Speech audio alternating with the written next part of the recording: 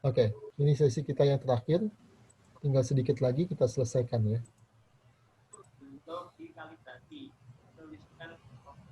Oke, tolong di silent. Yang sekiranya ribut tolong di silent. Kecuali Anda ada suatu pertanyaan tertentu.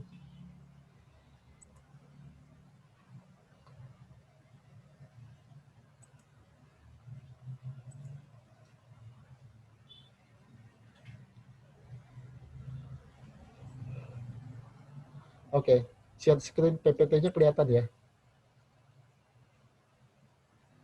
Sudah, Pak. Oke. Ya, rekamannya juga kelihatan dekat situ.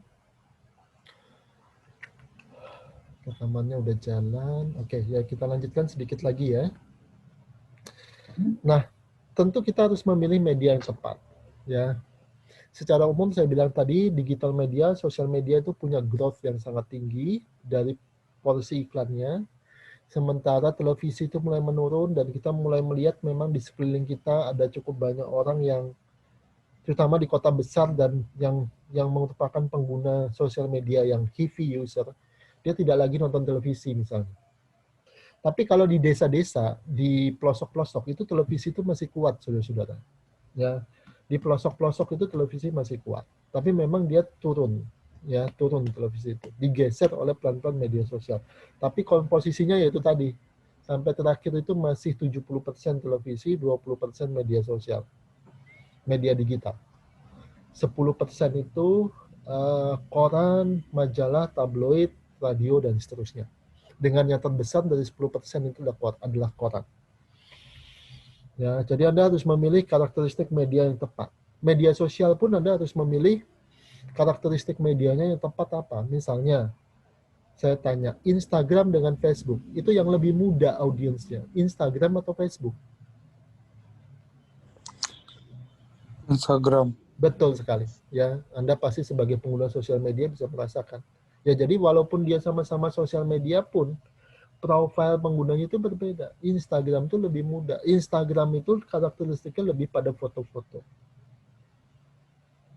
Senjatanya adalah hashtag, gitu ya, untuk dia bisa viral. Ya, untuk dia bisa dapat insight atau dia bisa dapat view dari audiens. Sementara Facebook itu lebih lebih tua penggunanya, gitu ya, dan kemudian lebih pada konten-konten, pada tulisan-tulisan, pada debat-debat, argumentasi. Sehingga kalau hoax itu memang lebih banyak di Facebook daripada di Instagram. Karena sifat nature dari media Facebook itu seperti itu. Ya. Nah, itu Anda harus bisa bedakan. Dan kemudian dari sisi fleksibilitas medianya, media sosial seperti Facebook dan Instagram itu kalau Anda beriklan sangat fleksibel. Karena ketika Anda beriklan, boosting ya, iklan berbayar, jadi bukan sekedar posting gratis gitu ya, tapi boosting iklan berbayar, itu Anda bisa tetapkan target marketnya. Anda bisa tetapkan misalnya posting saya itu untuk Facebook atau Instagram adalah untuk laki-laki atau perempuan, untuk siapa orangnya. Anda bisa tetapkan sedemikian rupa, gitu ya. Profilnya, tempat tinggalnya, pekerjaannya, usianya, dan seterusnya. Ya, jadi dia tiap media itu media vehicle-nya itu Anda harus cari ya. Jadi kemudian juga di sini ada dua istilah ya. Media kategori dan media vehicle. Ya. Media kategori itu adalah kategori medianya. Misalnya Anda beriklan di koran atau di radio atau televisi, itu kita bicara media kategori. Tapi kalau media vehicle itu spesifik dari kategori media itu. Misalnya kamu bilang kamu mau beriklan di koran. Koran apa? Apakah Jawa Pos, apakah Kompas, apakah Rakyat Merdeka, apakah Pikiran Rakyat, yang mana? Itu kita bicara tentang media vehicle. Ya, jadi itu tentang memilih media. Kemudian fleksibilitas media itu sebenarnya juga untuk audiens dari pengiklannya tidak hanya ada untuk media digital seperti media sosial, tapi sebenarnya seperti koran pun fleksibilitas untuk memilih audiens itu ada, tapi tidak sefleksibel dengan dengan apa itu media sosial. Kalau media sosial itu fleksibel banget karena kita bisa milih kan. Iklan kita itu bisa ditujukan ke laki atau perempuan, tinggal klik-klik aja itu pilihannya. Laki atau perempuan, tinggalnya di mana, pekerjaannya apa, hobinya apa, sekolahnya di mana, itu kita bisa pilih. Nah, kalau di koran bisa seperti itu tapi terbatas, very limited, sangat terbatas. Misalnya, halaman ekonomi bisnis dengan koran halaman lifestyle anak muda, tentu yang baca halaman anak muda, tentu lebih banyak anak muda pada halaman lifestyle anak muda dibandingkan halaman ekonomi bisnis misalnya, pada satu koran yang sama. Nah, kalau target market kita itu adalah anak muda, ya kita pasang iklannya di halaman lifestyle anak muda. Nah, itu bisa dia mengcustom kategori profil audiens target iklannya itu seperti itu, tapi tidak se-custom atau sespesifik sosial media, ya. Nah, itu. Kemudian juga kita bisa harus menentukan dapat frekuensi dan timing. Frekuensi itu berapa sering kita beriklan. Nah, ini tergantung pada banyak aspek juga. Misalnya kalau pesan dari produk kita itu kompleks, tentu kita perlu untuk apa itu lebih sering beriklan. Kalau brand kita belum dikenal, tentu kita lebih sering untuk beriklan. Kalau kompetisinya ketat, kita perlu lebih sering untuk beriklan. Dan kemudian timing untuk beriklan itu kapan? Dan ini dipengaruhi banyak faktor juga. Misalnya apakah mendekati Hari Raya Idul Fitri atau Natal, itu timing kan. Kemudian kalau di koran itu biasanya waktu yang paling tepat untuk beriklan di saat pembaca koran paling tinggi itu adalah pada saat weekend, ya Jumat Sabtu, gitu ya, sehingga tarif iklannya paling tinggi. Kalau di radio, secara teoritis, waktu untuk beriklan itu adalah pada saat morning drive dan afternoon drive. Pada saat orang berangkat kerja dan orang pulang kerja. Di situ orang paling banyak mendengarkan radio dan itu menjadi waktu yang paling tepat untuk beriklan dan dia istilahnya menjadi prime time. Prime time itu jadi waktu slot iklan yang paling mahal. Ya. Nah, tapi jangan lupa bahwa itu adalah perspektif iklan secara konvensional. Perspektif iklan yang kontemporer melalui sosial media, melalui YouTube misalnya, menjungkir balikkan hal itu semua. Di YouTube tidak ada prime time, betul ya? Tidak ada prime time di YouTube. Kenapa? Karena orang bisa memutar konten YouTube itu kapan saja, betul nggak? Ya. Tapi kalau di koran, di mana itu, di radio yang konvensional, itu ada prime time-nya.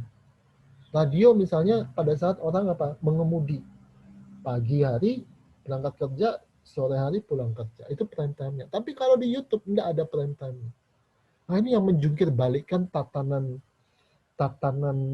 media massa saat ini ya, sehingga tidak heran kalau Anda mendengar kemudian RCTI bersama iNews itu mengkomplain, saya rasa itu bentuk komplain gitu ya, kepada dengan melakukan gugatan kepada Mahkamah Konstitusi tentang siaran live di media sosial harusnya juga diawasi dan dibatasi dengan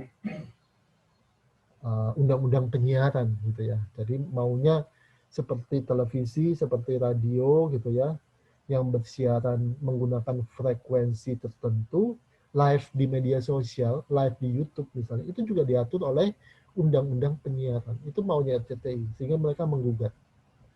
Nah, itu menjadi sesuatu yang baru karena belum pernah terjadi sebelumnya di kita gitu ya.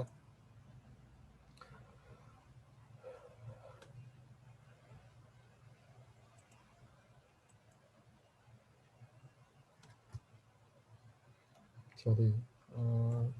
Nah, kemudian di dalam beriklan itu ada vendornya, ada pabrikannya yang kemudian dia melakukan iklan atau toko retailnya. Kemudian ada agensinya. Agensi itu apa? Agen iklannya. Jadi agensi ini biasanya jadi satu dengan PR agensi, dengan public relation agency. Jadi dia satu kesatuan dengan public relation agency dan biasanya dia yang menangani iklan untuk korporat. Jadi korporat atau perusahaan-perusahaan itu menjadi klien dari public relation agency atau PR agency. Nanti mereka akan kerjasama menjadi konsultannya lah istilahnya gitu ya, menjadi konsultannya dari PR agency itu. Nanti misalnya, wah saya mau membidik pasar Jawa Timur misalnya. Saya mau ngembangin toko retail saya di Jawa Timur, buka toko yang baru. Nih, tolong kamu bantu saya untuk komunikasi pemasarannya, iklannya yang cocok apa, eventnya yang cocok apa, promosinya yang cocok apa. Nah, nanti PR agensinya itu yang membantu.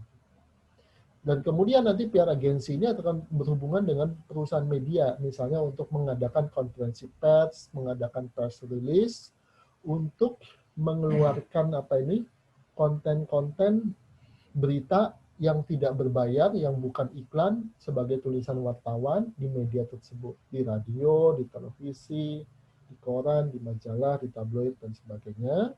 Juga untuk konten-konten berbayar alias iklan di media tersebut.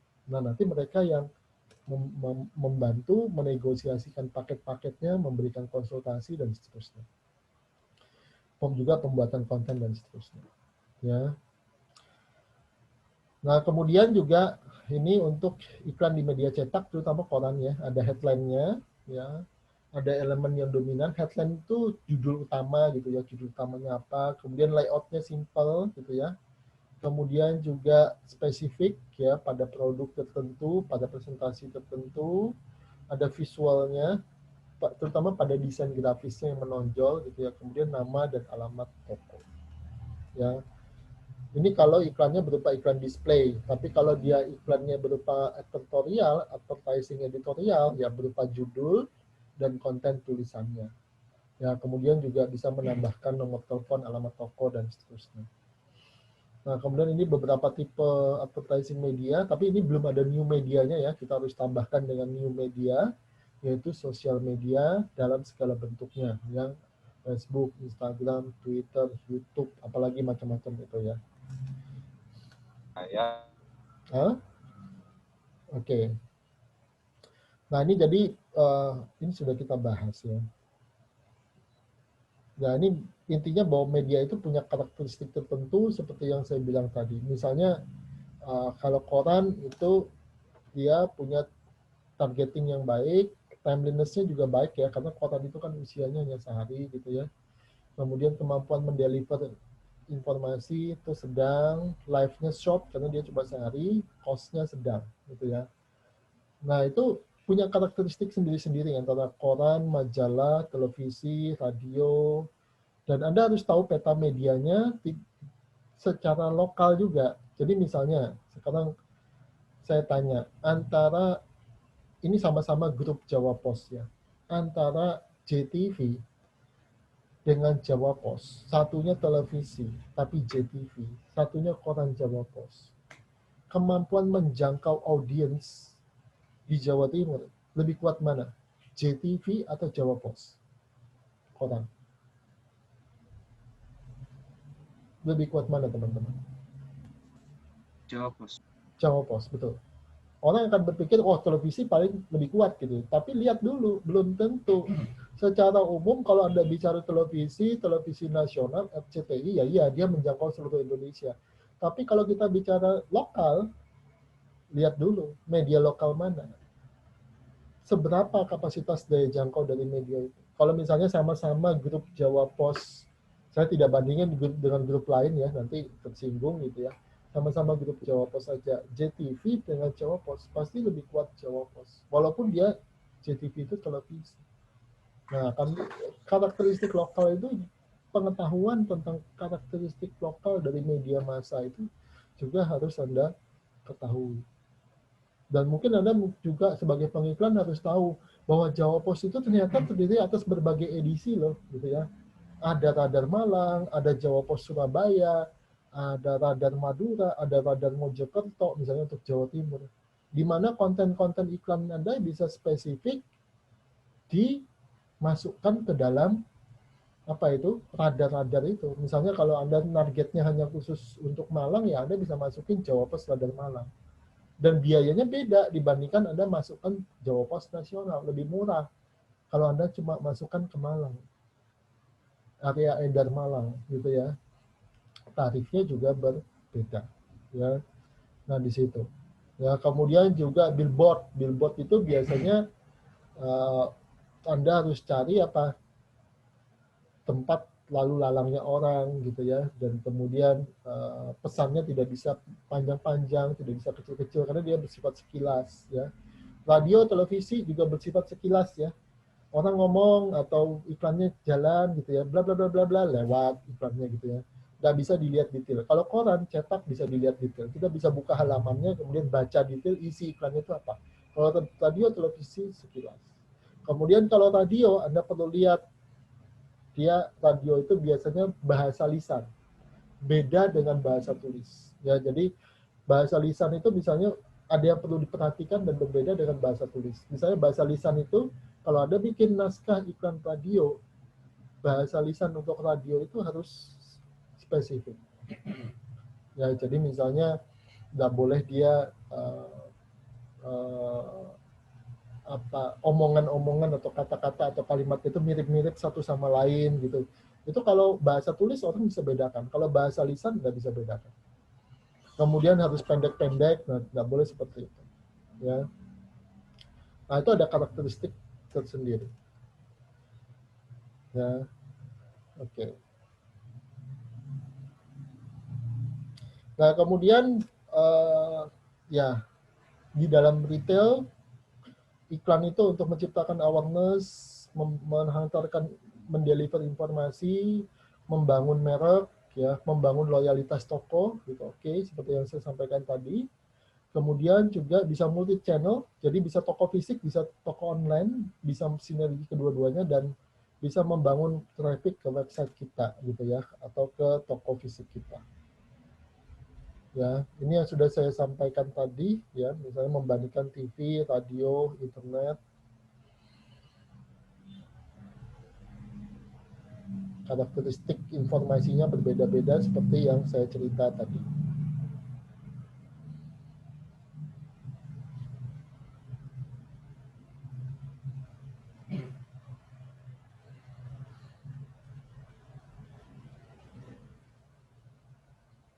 Nah, kemudian dalam pengukuran iklan itu ada Nielsen ya. Nielsen itu dia melakukan survei baik secara online atau offline dan dia melakukan pengamatan juga.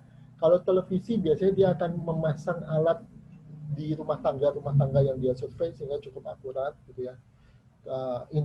Media sosial juga bisa cukup akurat karena datanya jelas. Yang susah untuk diakurasi oleh Nielsen itu adalah koran, karena koran itu terbit setiap harinya dia akan berfluktuasi gitu ya, dan kemudian kita mungkin nggak akan bisa menghitung gitu ya. Koran itu keluar dari percetakan ada berapa banyak sih gitu ya. Kalau televisi dari sampling secara statistik kita kan bisa ngitung. Dari yang kita pasangin alat di dalam rumah tangga itu untuk mengukur dan melihat acara televisi yang ditonton, apa acara televisi yang ditonton oleh audiens itu kan bisa kita lihat gitu ya. Nah, jadi dia punya tergantung karakteristik dari medianya.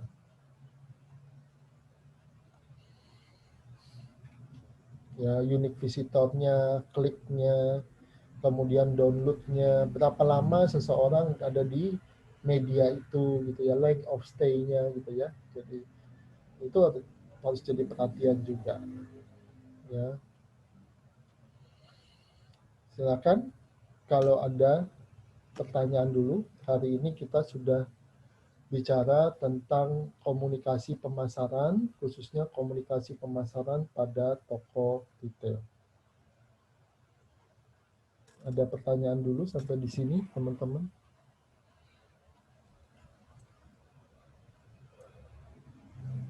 Oke. Ada pertanyaan kah?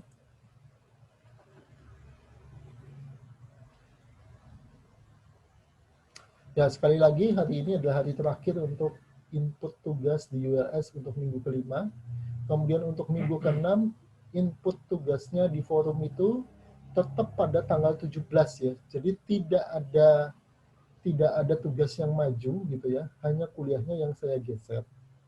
Nah, sehingga kuliah minggu depan untuk minggu ke-6 itu kuliahnya ditiadakan karena saya ada tumburan dengan monitoring dan evaluasi internal pengabdian masyarakat yang dilakukan oleh tim dosen gitu ya. Saya dengan beberapa tim dosen dari Fakultas Teknobiologi. Nah itu tumburan jadwal kuliahnya sehingga kuliahnya sudah saya ganti pada hari ini sehingga minggu depan tidak ada kuliah pada sore hari itu. Karena saya harus gitu kan, monitoring dan evaluasi internal.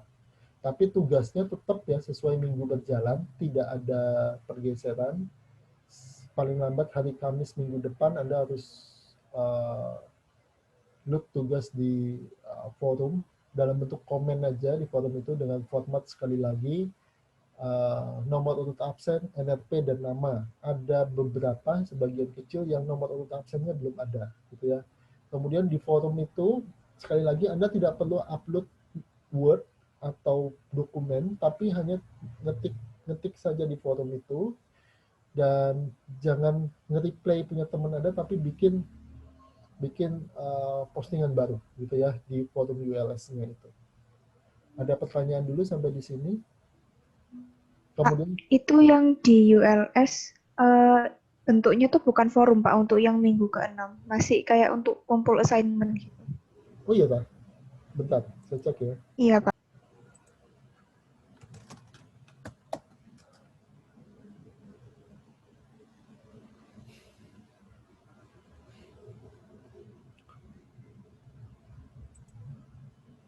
Oke, bentar ya, saya cek URS dulu.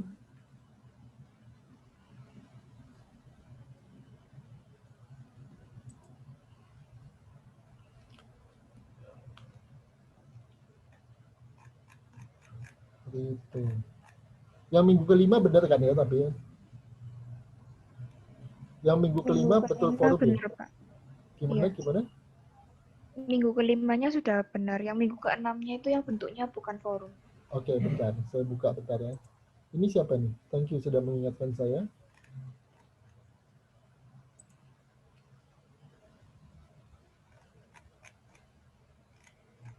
Minggu kelima bentuknya forum. Udah benar ya minggu kelima forum. Oh ya, minggu ke-6 ya yang anu ya. Ya oke, nanti saya buatin forum aja di minggu ke-6. Itu saya hapus nanti ya. Belum ada yang submit untuk minggu ke-6 kan? Saya cek dulu. Bentar.